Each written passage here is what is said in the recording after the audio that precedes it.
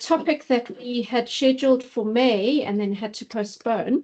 And I'm very excited to engage with this topic. I think it's something that we were all taught as young researchers, that you have to focus on saturation. And as you get more and more into qualitative research, then you realize that actually saturation doesn't always work.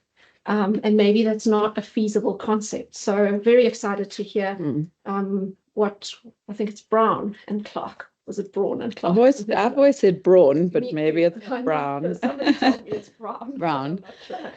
That's just ruined it for me. No, I mean, everyone's noted it as Braun. I think I might still call it Braun. Okay, so let's hand over to you, maybe. Welcome to our colleagues online as well. Thanks for joining us. Great. Thanks, everyone. Thanks for all joining this morning.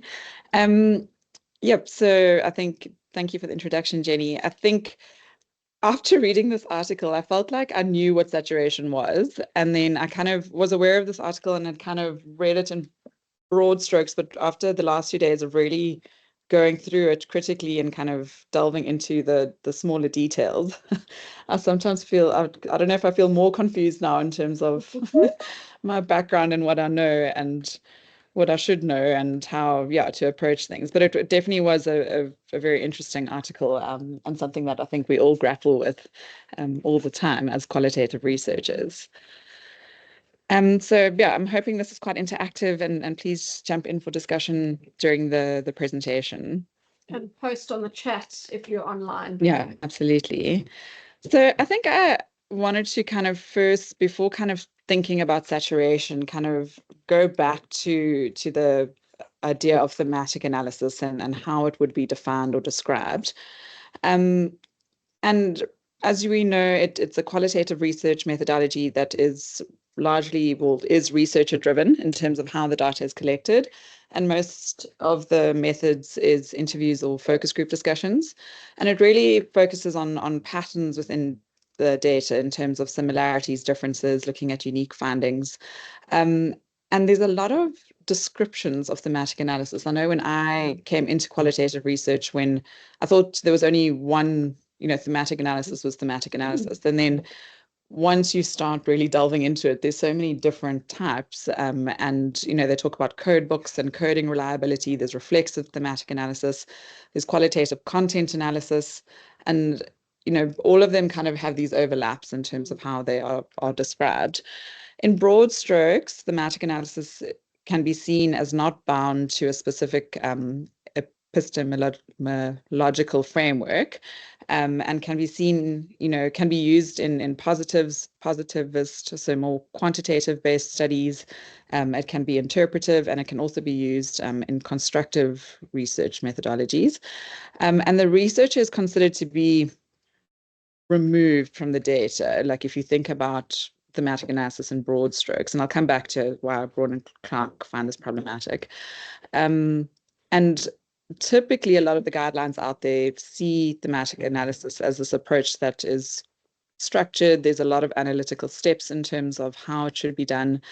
And if you think about it from a more quantitative point of view, a lot of the studies use thematic analysis to kind of excavate and uncover the truth. Reflexive thematic analysis is what Braun and Clark are more focused on and kind of advocate for. And they acknowledge that the researcher is active and plays a reflexive role in the research process. So they very much acknowledge the researcher's influence, their background, their perceptions, and how they perceive the data in terms of. And now? Maybe someone's mic came on. Reflective thematic analysis encourages a more fluid, iterative, and reflective approach, and is more aligned to qualitative research in that it's very much thought to be interpretive, and comes sort of historically from critical paradigms. And rather than uncovering the truth, and this idea of excavating is more focused on meaning making.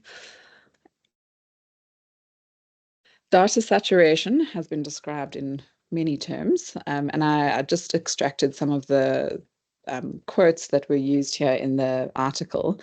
And I think Lincoln and Guber, I'm sure at some point we've all used Lincoln and Guber as a reference.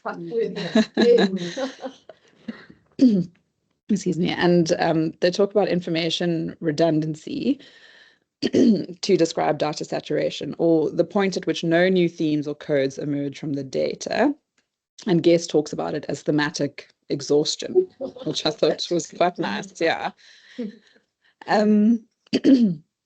Data saturation as an idea in terms of trustworthiness comes historically from grounded theory studies and theoretical saturation, which can be described as the point at which the properties of categories and the relationships between categories are comprehensively explained.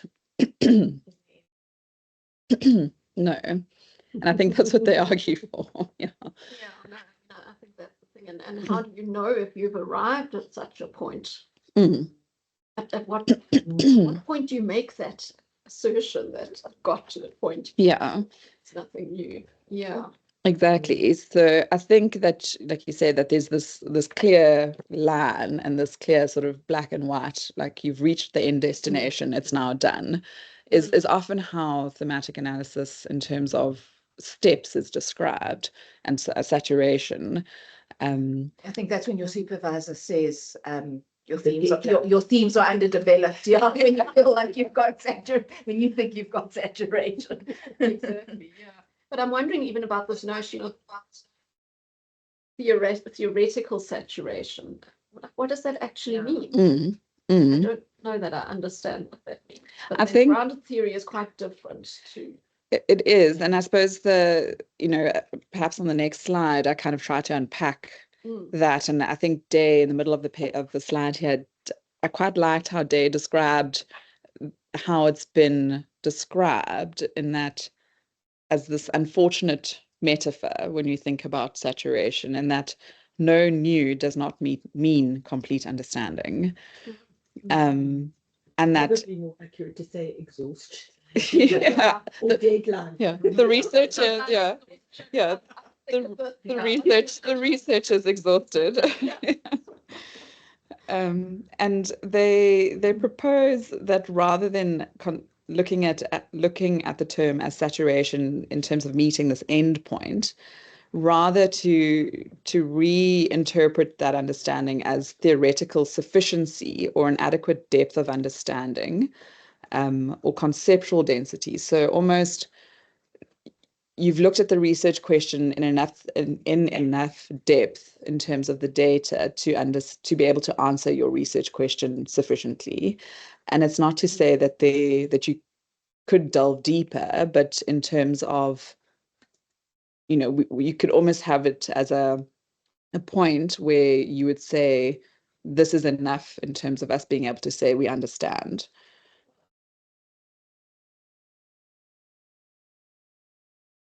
Leslie Swans always says, yeah, a good paper has one idea or less. Like, I mean, if you have all the ideas about what's going on, it's gonna be like overcomplicated for somebody to use. I think that's part of one thing.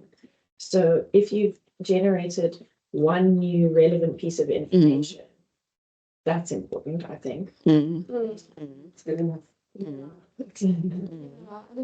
also thinking, I know it's a different methodology, but certainly with the interactional data, we've always said you've got data for life. Yeah. That principle of going back and looking for more and finding hidden gems. And even with some of the interview-based data, I know, Joe, I'm thinking of some projects where you've had students go back and look at it with a different lens. I've done it with data as well, that you've gone and you've looked at a different phenomenon. So at what point can one say, I've mined it enough and I've looked at it? And then the other issue is, can you claim that people have similar experiences? Yeah. If we're saying that individuals have their own stories and their own experiences, yes, there might be commonalities, but each experience is very unique. And I completely agree. And I think, speaking to your point, Siobhan, I think they touch on that in this article, that in their recommendations towards the end of the paper, they kind of say that dealing with messy, chaotic data is the point, and that it's okay, and that it's okay to feel uncertain, that you have all of this data. And the real challenge and the importance is choosing what to focus on. So acknowledging that there is so much that can be said about this, but kind of coming back to your research question and saying, from this data, what is it that I need to really kind of tease out? And I remember being a student with Claire Penn, and after collecting all my PhD data and wanting to cry because there was just so much of it, and I thought how am I going to go through all of this? And I remember Claire describing my data as a soup. She said a seafood soup that like it kind of just look at the stuff that kind of floats up to the top and kind of focus on that. And I was like, okay. Probably said go away. Yes, go away and come back. Yeah, I was sitting in her office crying, and she's like, go away and come back with some ideas.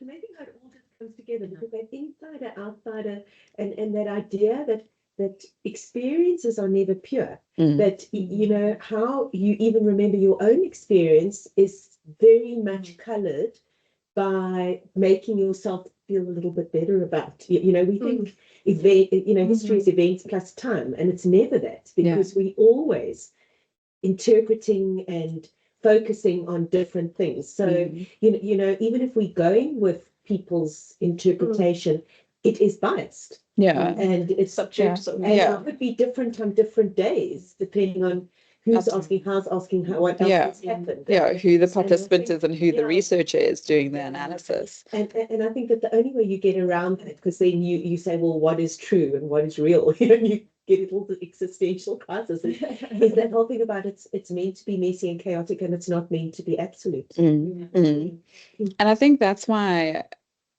thematic analysis and saturation probably, if you think about it more in broad strokes, and that it's applied so widely across qualitative, quantitative, and mixed methods, is that there's kind of this tension between, the quantitative researchers, they want concrete things that they can put neatly into a box. And obviously that type of research is relevant and important in certain circumstances. But yeah, the other, on the flip side, like it's thematic analysis and saturation can be seen so differently from a different group of researchers. And I think that's where the trouble comes in with saturation when we define. And then it goes into the realm of now some people like to do qualitative with it, like an inter-rater reliability. Can you actually do that? So sure that that's feasible. Yeah, and they speak about the use of like IT software and that, which I think a lot of researchers are now using for thematic analysis, and Broad and Clark say it's definitely not problematic to use that, and it can definitely be helpful, but you have to be careful that you don't fall into the trap of frequencies now, that like it becomes a counting method. Yes. So therefore, this is a relevant theme because it came up X amount across the data set. I've had journals insisting on that. And Gosh. Yeah, Journal of Interpersonal Violence insisted on a table showing, even though it was purely qualitative paper.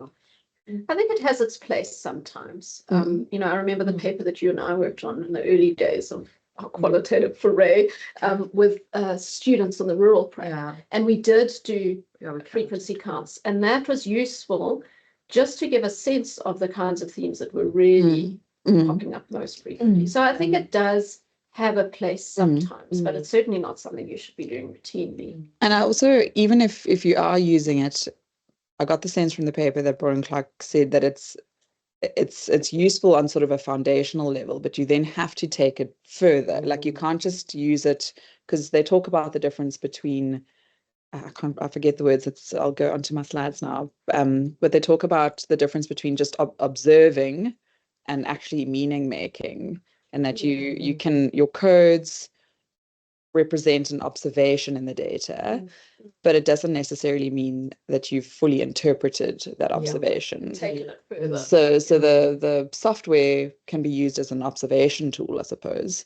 but you still need that personal researcher like step of actually then integrating and interpreting it.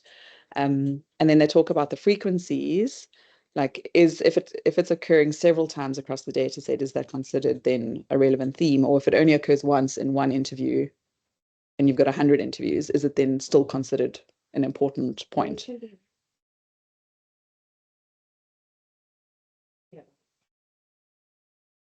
There's one participant who kind of stood out from the others because she was just like, I'm fine and I don't need any help, right? And everyone else was talking about how they needed so much help with their kids with CP.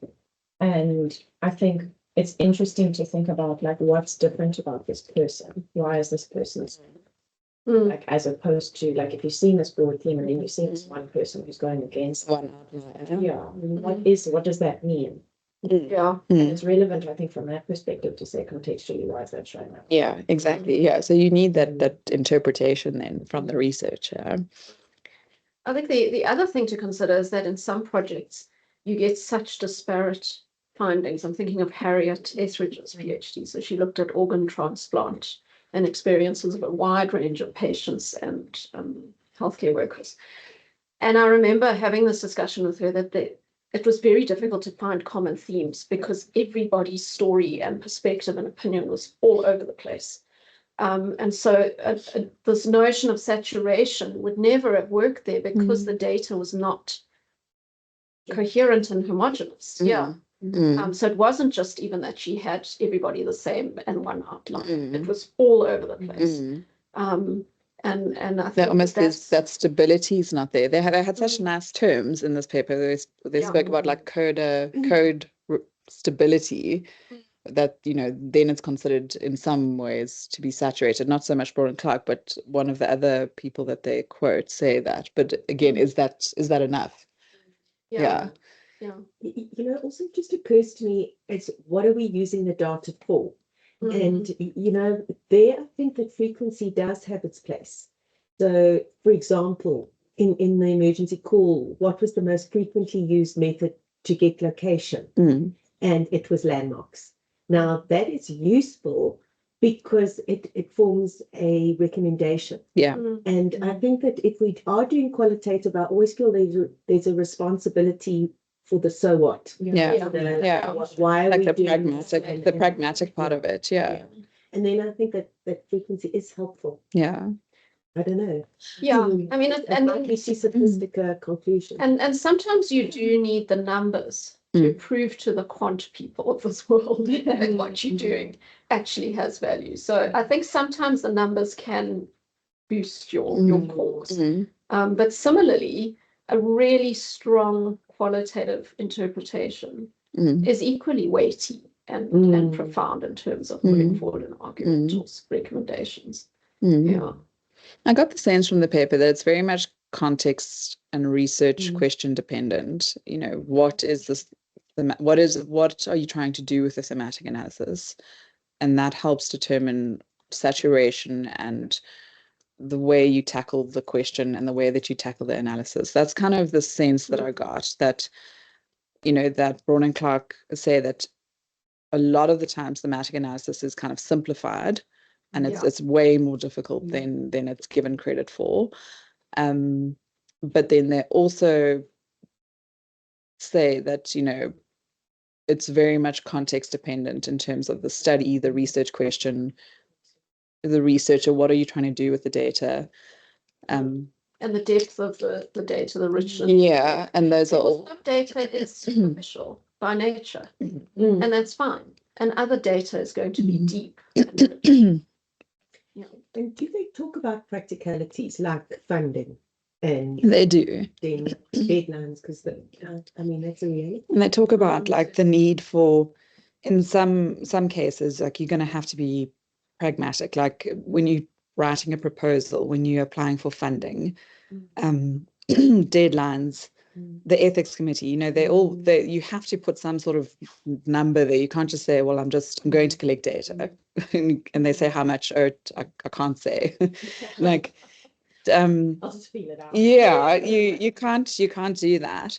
I'll tell you when I'm saturated.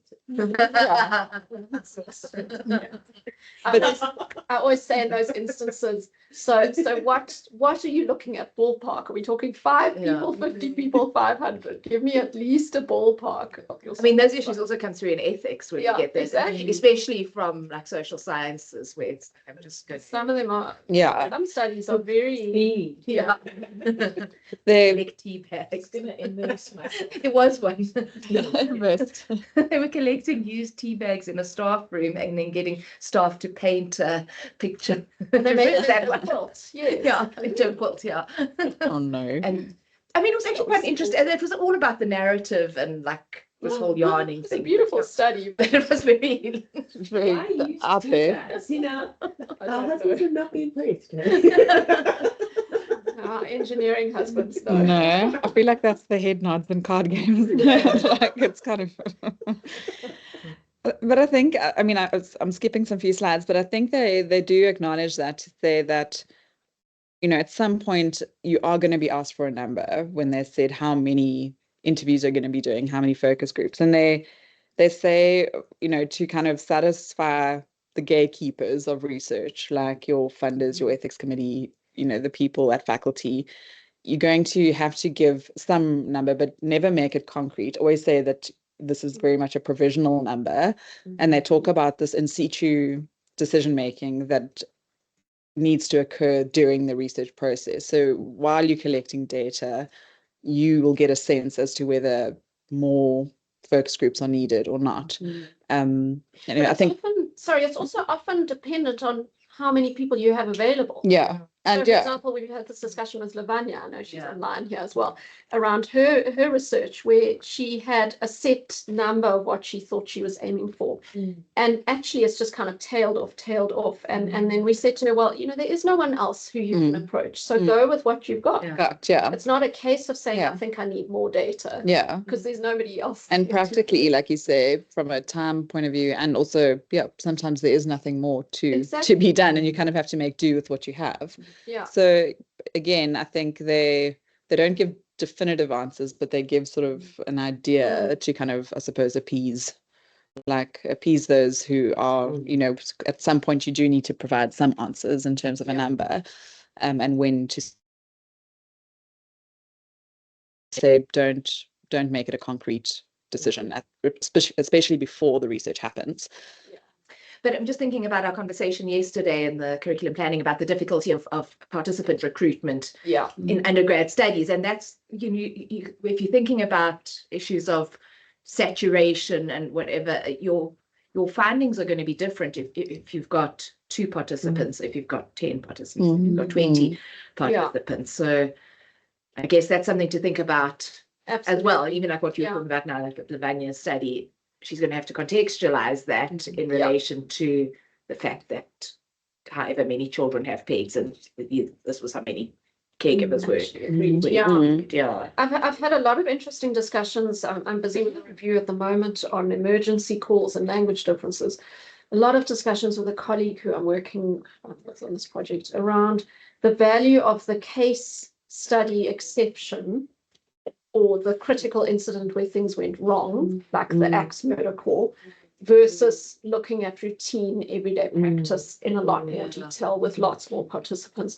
There's value in both, but you can't veer too much towards one or the other. So what's happening in the emergency call field is that everybody loves to publish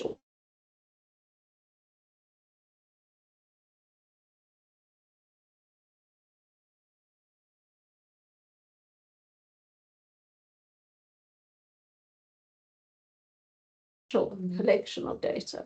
So it's a balance between the two.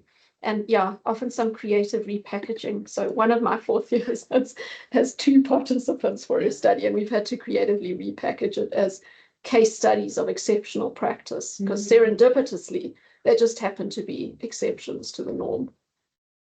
But yeah. Yeah, 2. Yeah, 2.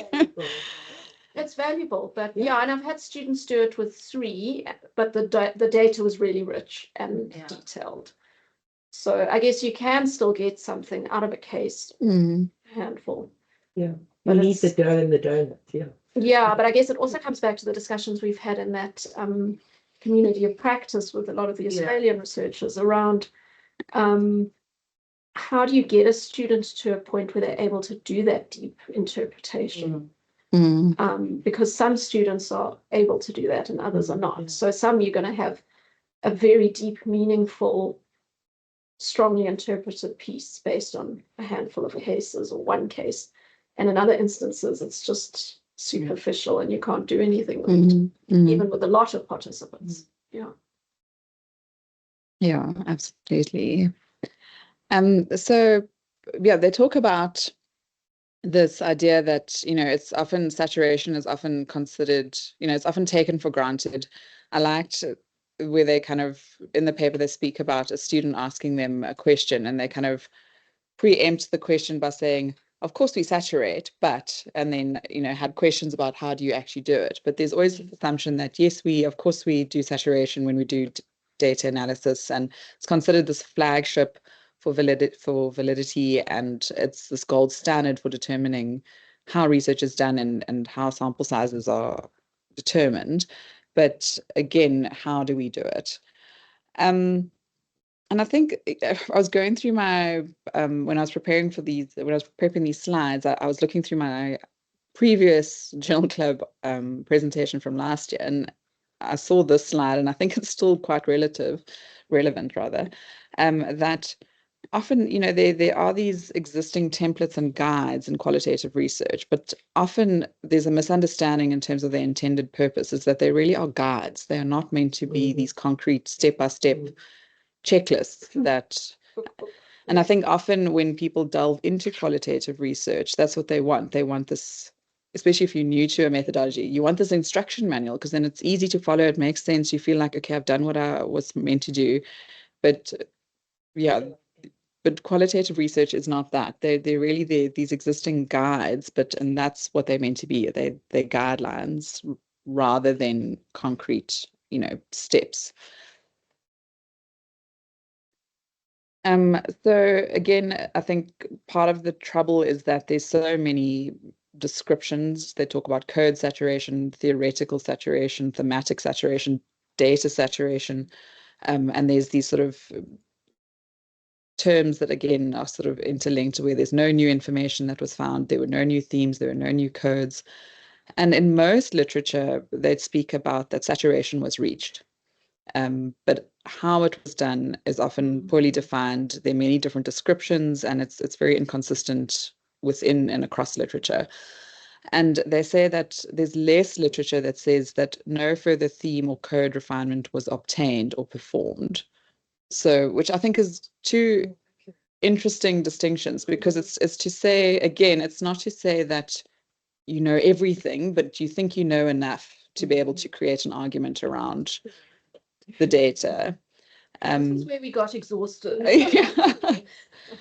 And I think that's quite brave, I think, to say that, because we want to, when we're putting ourselves out there by producing papers or, presenting our research, we want to be confident that we've looked at everything and no one can question us in terms of the data analysis. But by saying that we've looked at it and this is, we think this is what's going on, and we think that this is what it's about, but we acknowledge that there may be further refinement that could occur. Yeah. It's that gray, uncertain space again. And even if you think of the process that happens, for example, with supervising a student, so they will bring their initial coding and themes, and then you'll chat about it and you'll rework it and you'll come to more realizations. I'm thinking of Cynthia's project as an example, where she brought what she'd done initially. And we had a lot of meaningful discussions as supervisors with her, and then we're able to push her into a whole nother realm of interpretation and really pulling together into an argument. And that probably wouldn't have happened if those conversations and those discussions hadn't taken place. So it's that process of thinking about starting off with something initially and then refining and discussing. And that it's not linear. Yeah, You think, okay, you've done this step, so you're moving on to the next step, moving on to the next, but sometimes you have to come back again and you go sort of, you do have to re-look at stuff again, and new interpretations may develop from there. So again, they just sort of provide some thoughts on current practice. I thought they were quite openly critical, and sort of some sentences I thought were quite strongly worded. But they are in a position to say that. Yeah. Because they are considered the doyens. Yes, yeah, of this no, I approach. thought, but yeah, they were quite scathing of some other researchers. There are other people. So, for example, Michelle O'Reilly is a researcher who's also written about and been very scathing about data saturation. Okay. So there are other people who are equally scathing. So it's good to know there is a bunch of academics out there who don't support. And who aren't scared to. Yeah, I mean, I think what's tricky is when you fair. come across journal editors or reviewers who are then sometimes just naive or not able to do the qualitative research in the way that you've done it, whatever the case, that then you hit with an obstacle. Absolutely. So they've kind of broken it down into sort of the different areas in which saturation is thought about. Often, for reporting, for academic research, there is a requirement to touch on data saturation, particularly for thematic analysis. And it's this indication of numbers is sometimes required before data collection and analysis.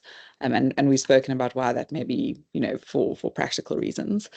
And there's definitely sort of this notion that research report papers or publications should state that data saturation was at least discussed or attained. And then there's lots of literature out there that provide sort of formulas and checklists as to whether saturation was reached. And they give some examples of the different ones, like COREC, CASP, and JARS. And they're sort of these 32 item and 10 item checklists that you need to make sure, have you done all of this? Therefore your research is sound if you've sort of managed to go through that list.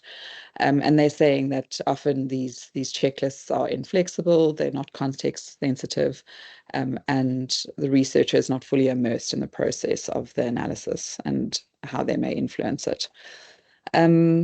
They then speak about where is the evidence of data saturation, and again, there are many descriptions that researchers talk about, describing how data saturation is going to be reached prior to the collection and analysis happens, during the collection and analysis, and then also after. So again, very gray in terms of how saturation is described and in terms of how you obtain saturation.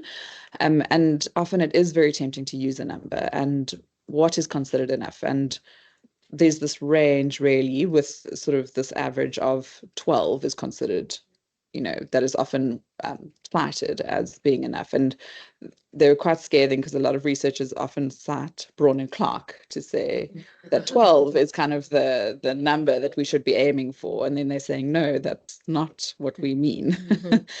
And in one of their books, they've actually got quite a helpful table where they give ranges of like a small, medium, and large project. And if you're doing interviews or focus groups, and that I think is much more helpful. More helpful. Range. Yeah.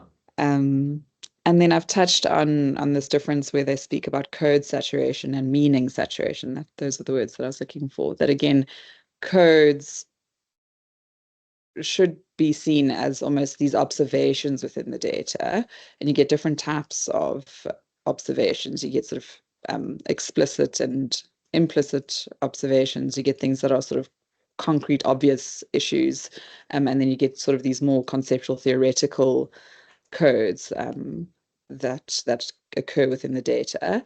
But they argue that you then, even if you've reached code saturation, you need to then delve further into actually meaning making, and that there's a difference between meaning saturation, which is the point where we fully understood issues and where no further dimensions, nuances, or insights of issues can be found. Although I don't know if you can ever say that. Really understand an issue. Yeah. Sorry, it's not Braun and Clark, it's Hennig actually who say this. I mean, even having written that paper, Rona, on the insider outsider, and can you ever really claim to understand and be So it that someone we know ourselves No, exactly. and understand ourselves. Yeah. Yeah, so I would say that's quite a dangerous claim to say that you can get Yeah. to a point. I'd where- almost reinterpret that further and say sort of that maybe it's sort of you aim towards meaning saturation, but whether you can ever say that you've reached it is not possible. And there's aiming for meaning saturation in that set of data. Yeah, and it's versus very understanding a phenomenon. yeah, and it's very context specific. Yeah. Yeah, I think, that's kind of what I've definitely taken from this paper is that everything is very context specific and you need to keep going back to that rather than being able to generalize. So they say, well, if saturation is not sort of the goal point, then what should we be considering as good research? And really there are lots of problems and tensions which they've highlighted. And I think this, the take-home message that I certainly got from the paper is that is saturation a useful concept in thematic analysis? And it depends. It again depends how is the methodology of a particular project conceptualized? What is the context? How do those researchers or institutions define saturation and how is it determined? How is the digital software being used? Do people do they have predetermined themes that they then sort of try fit codes into, or do they have code? Is it more of a sort of inductive process where they have codes that then go on to the development of themes? So again, it's sort of that lens that you sort of bring into the research from the beginning as the researcher. Are you very quantitative in the way that you are going to approach this, or are you going to approach it more from a reflexive thematic analysis position? That is tricky to determine sometimes because you don't always know the depth and the richness of the data that you're going to get. Sometimes okay, this is quite a superficial kind of a question and it's going to be more of a descriptive qualitative approach, which is fine. But sometimes you can be surprised and get a lot of richness from a seemingly quite a simple topic and a simple question. So, and vice versa, sometimes you've got a really deep, meaningful question and you get nothing but superficial answers. So you can't really predict. And you also can't predict something like Harriet's PhD, where we didn't anticipate that there would be such a diversity of opinions and stories and experiences. But then I suppose practically, how do you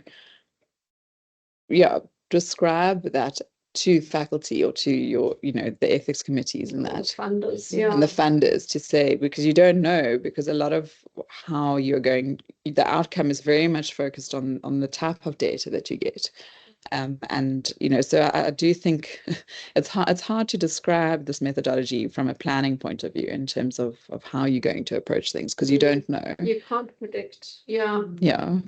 But also, if you say, like, sometimes a superficial interview, if I think about like Arthur Frank, who doesn't do narrative research, but doesn't do thematic analysis, but does narrative analysis, says the depth of understanding lies in understanding what's unsaid rather than what is said. Yes. So sometimes it's actually, you can have a superficial interview, but it's actually quite telling. It's deep because it's about, and his is all around health and illness and illness narratives.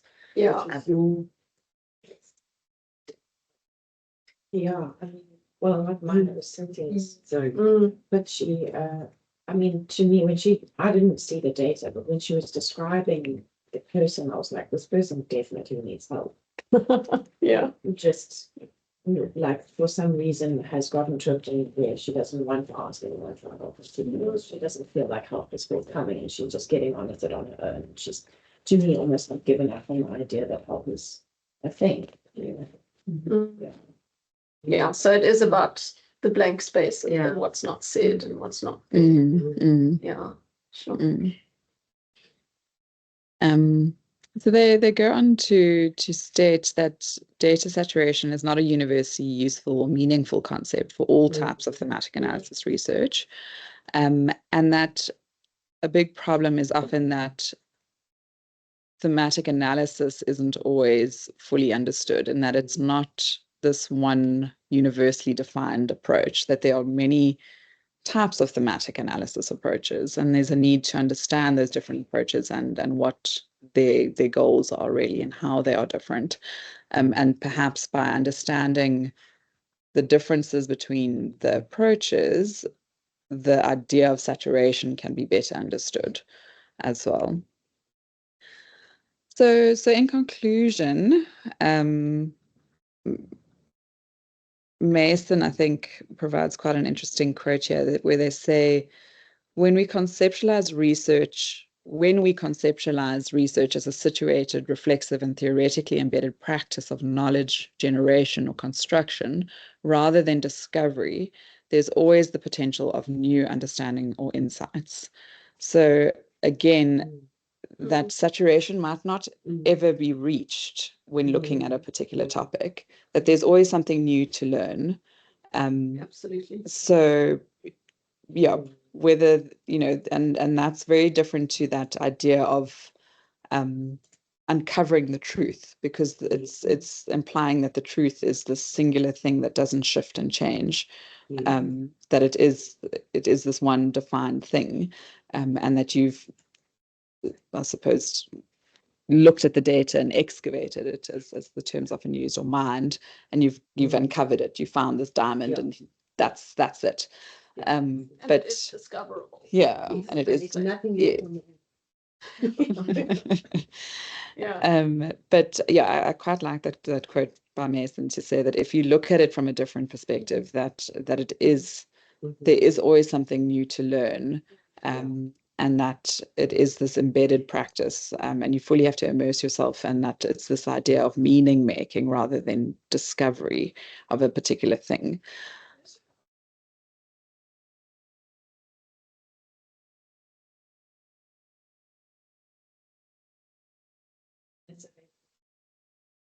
Analysis Yeah. is that a thing with qualitative data as well? It's very contentious. A lot of Some require the it, international yeah. funders do require it. I've always pushed back because, there's a lot of issues here. So firstly, there's a global north, global south issue where, the global south people are running around doing all the data collection and the hard work, and here come the global north people to poach the data off an open access website. So that's an issue. The And other interpret it without understanding the context. Yes, I've never been there. I've never gone there. I have no understanding, but I'm going to just interrupt it. Yeah. So that is something to be careful of. The other thing is the confidentiality and anonymity. Those are huge. Yeah. And then when, yes, you can de-identify, you can anonymize, you can take all of that out, but then can you still analyze it without some of that detail? So that's a question to ask. And again, it's devoid of context. So, typically now the journals require you to put in some sort of statement about data availability. And these days I typically say, well, okay, it's available in anonymized form if you request it, but no one's ever requested that. Yeah. Because would you ever do that? Would you ever go to some random researcher And I want your interview. can I get your random interview Your data that I know nothing about to analyze? And I mean, certain data, I mean, like Yeah. the interaction, like interactional data, video recordings of Exactly. people having conversations. I mean, if you anonymize it to the point that you can't see their faces anymore, or, their voices have been distorted, then, like Jenny says, how do you analyze it now? Because now you can't see facial expressions, you can't see. You've got to know. But also you could be accused of then like fiddling with the data because it changes if you Yeah, it unit it, does, because yeah. all of that is dependent on voice and tone and Yeah. non-verbal and I mean, then I suppose it really relies on the integrity of the researcher, that, that what you're saying is actually what you're seeing in the data, and it's kind of trusting the researcher in terms of their ability. You were saying data.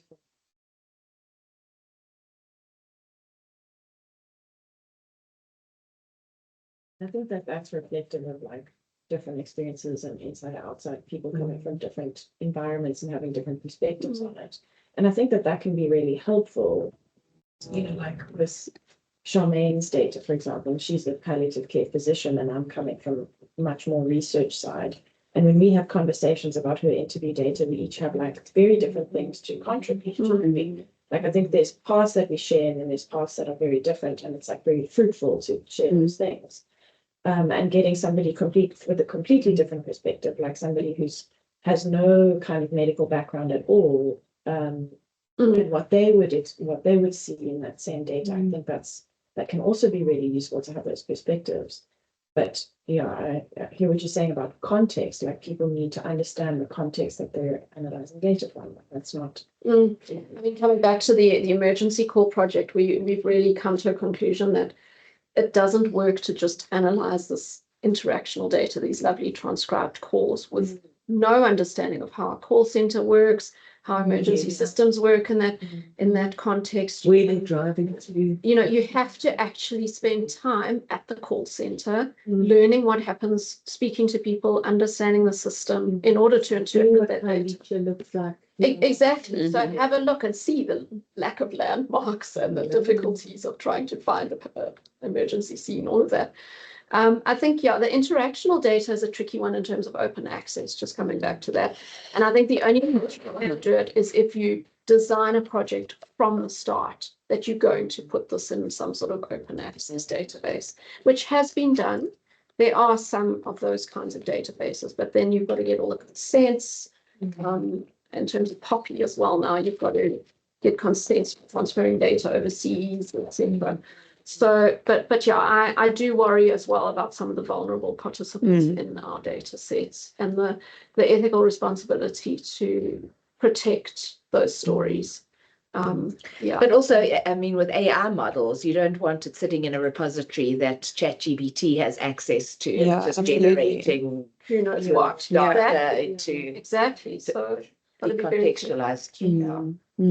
You know, just that idea of, are we trying to justify qualitative research in terms of quantitative standards? And, you know, I get the sense that saturation is equivalent to statistically significant in the quantitative box. And I really like the idea that actually that shouldn't be the goal. Because I also think, and also having data available forever, I think is also dangerous, because ideas and trends and feelings change. They do. If we go back and back to the same set of data, we're creating almost a bias that is very anchored in a specific time and place. And I think that, you know, I don't think we realize how biased we are when we look at data. And I don't think we realize how biased we are when we give data, because we have to give it from our own perspectives and how we're feeling, and it's a snapshot in time. And I think that it has to be anchored in that when we're looking at it. That it's not a universal truth. And I think that the saturation is saying exactly that, is be careful of so-called saturation universal truths, because statistically significant and also what we should be aiming. And I suppose the danger of, like you say, going back when you've collected data 10 years ago and your student is now looking at that same data, you can definitely look at it from a different angle. But it was data that was collected 10 years ago. And it's different. Well, if I think of some of the pharmacy data, the HIV data that Claire had collected, it was like pre-ARVs, it was triple dose therapy.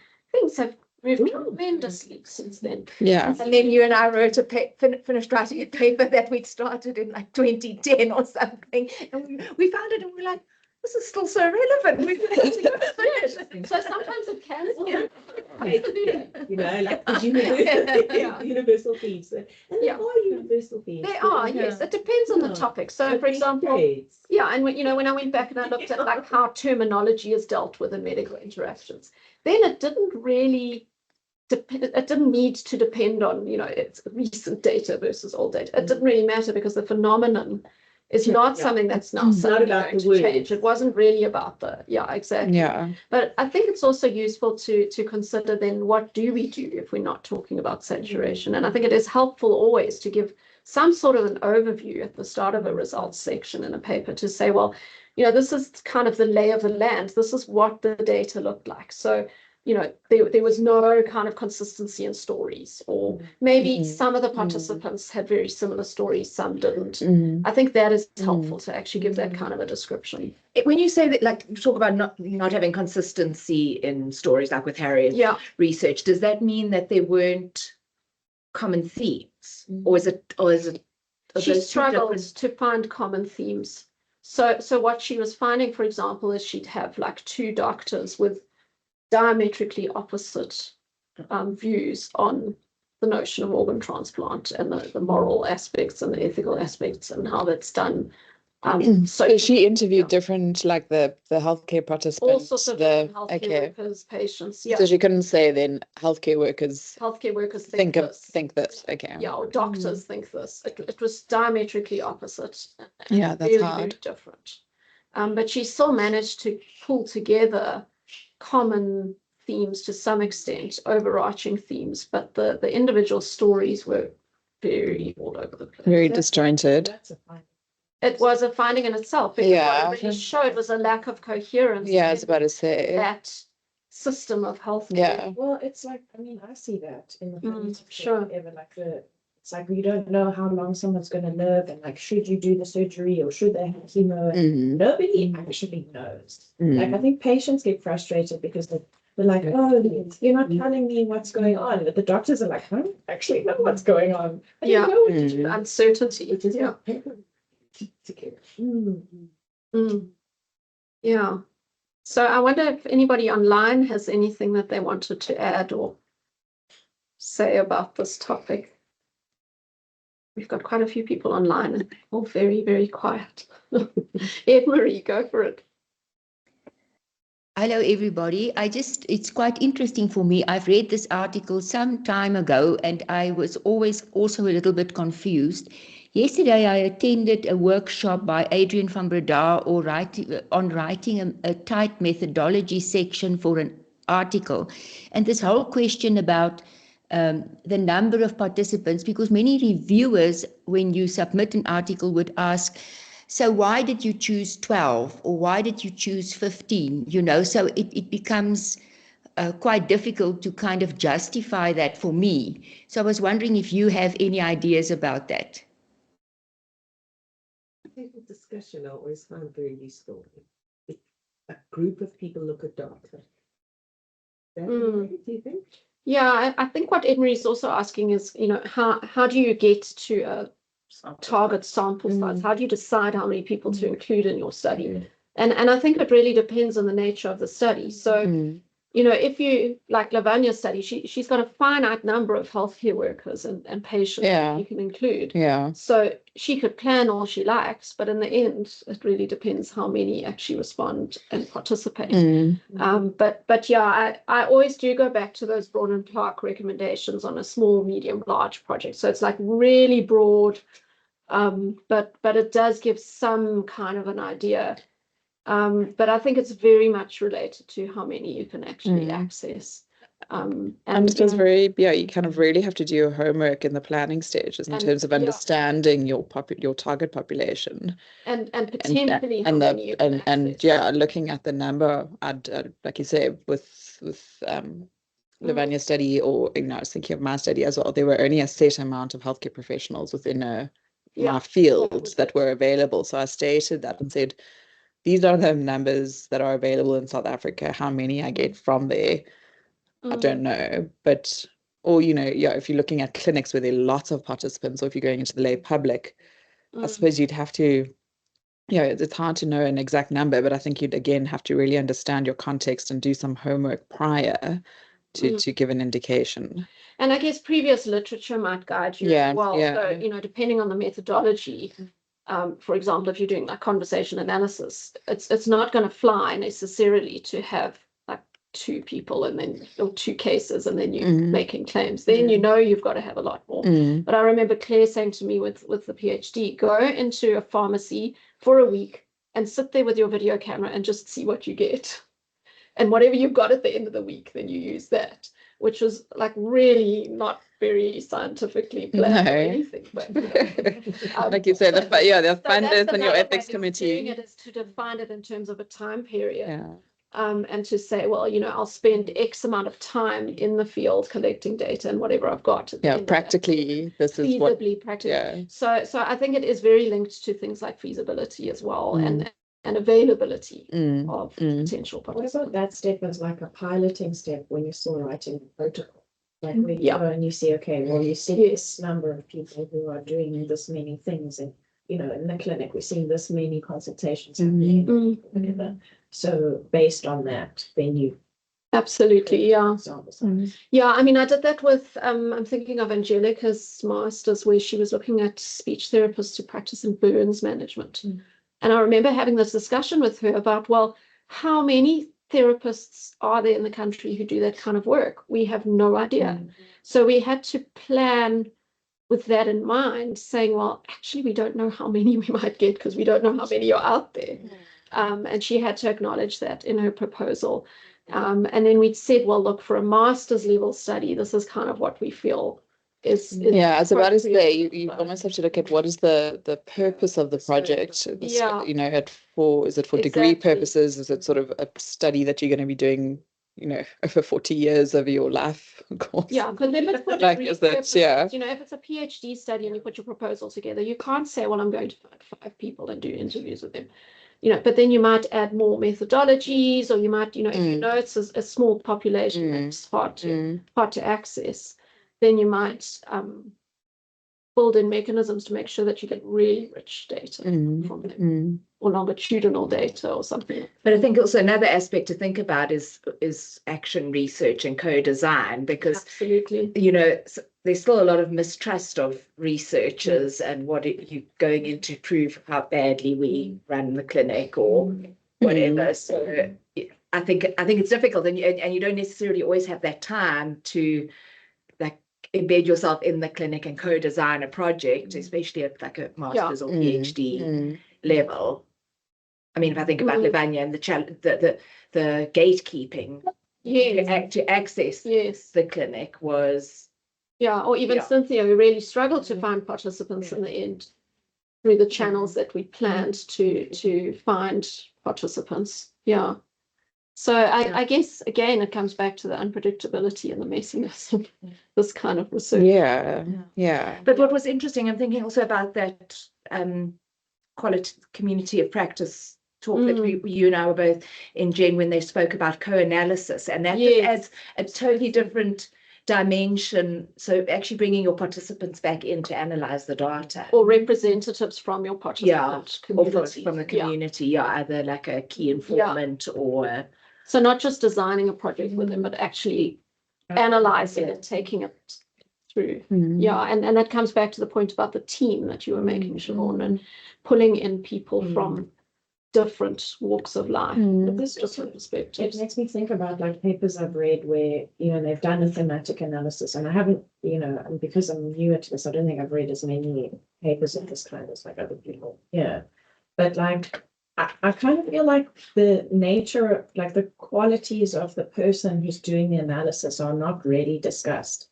Like, it's not really positionality. Yeah, exactly. Like, and it feels like that's kind of important to say, like, absolutely. these are the people who are analyzing this data. They come from this background. They're this type, you know. That is important. In South Africa, they speak these languages, and they are of this race, and they have these, you know, they're this religion or whatever. Like, those things are also relevant to certain kinds of data analysis. Then we're reading the paper and we're like, oh yes, this is, but we don't know who it was. Who I mean, in theses, I mean, those are definitely encouraged in terms of, I mean, I think you made me write like a whole introduction, like pre-chapter to my first chapter in terms of like positionality and sort of, you know, what hats do I wear and where do I come from? And I think that's so vital. And often, especially in the results section, like I think that introduction is so important before you just sort of plonk down your findings. Like you have to position it in terms of, and you know, where, who, how was this looked at?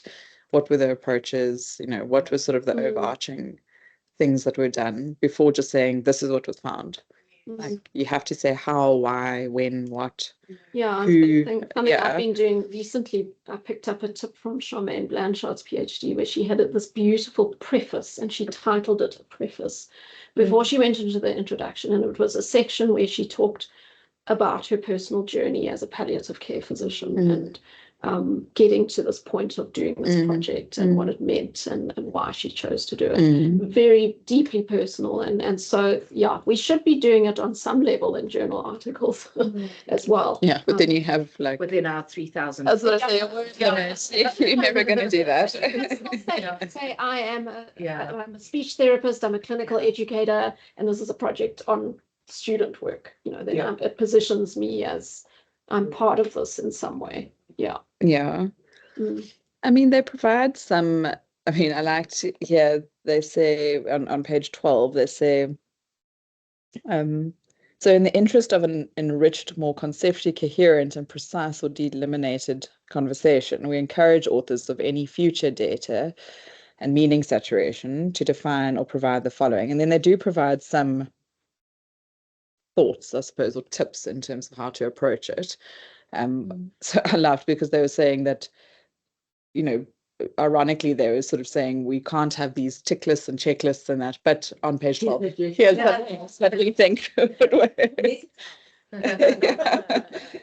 So yeah, I suppose meaning is generated through interpretation, not excavation, and that really you need to ask yourself when you're thinking about quality of research, have you looked at the data in depth? Is there richness? Is there diversity? Is there complexity? Have those things been addressed? Again, that it's not linear. It really is very much the research projects and the data collection is very much situated and subjective, and you have to think about the purpose of the project. What lens are you coming from, and what is the researcher's influence on it?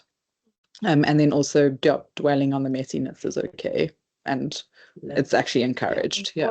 I wrote it on the board last time from Nick's message. Yeah. That was the new word we coined. Noted you listen. Message. Instead of bricolage and we do message. So thank you, Megan. I see we're out of time, but this was again a very meaningful, useful discussion and lots to think about going forward.